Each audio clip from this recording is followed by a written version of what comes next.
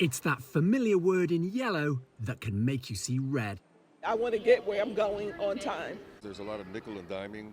4 hours on a tarmac, starving, and then they had to switch our plane. And I could see the plane that they were switching us to. I could literally see it, and then instead of letting us just walk to it, we had to wait for a bus. Many passengers have similar tales of woe. Fog, the culprit for delays at Ronald Reagan Washington National Airport that put this flight to Buffalo back by nearly 3 hours. Now the US government is proposing a new rule that would make airlines automatically pay up to $775 cash compensation for cancellations and delays. They would also potentially have to offer free rebooking, overnight lodging and meals when extreme weather disrupts schedules. The Biden administration has spent much of its term trying to increase consumer protection, especially for airline passengers. But that term comes to an end soon. So it falls to Donald Trump, elected with a promise to cut regulations, to decide whether he'll follow through on this new cash compensation proposal.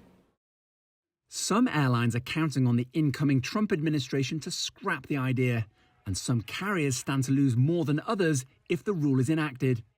Since the summer, American, Frontier, JetBlue and Spirit have been among the worst performing carriers. Around 60% of their flights arrived on time compared to more than 80% for the best performer, Hawaiian.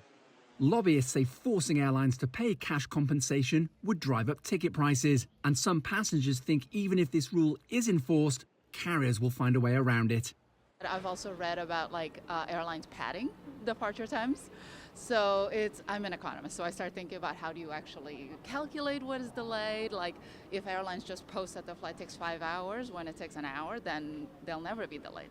If Trump is against regulation, Biden's crackdown on so-called airline junk fees, those hidden surcharges too many companies use to make you pay more, for things like seat selection and baggage, does enjoy bipartisan support. But ultimately, airlines appear to have the upper hand.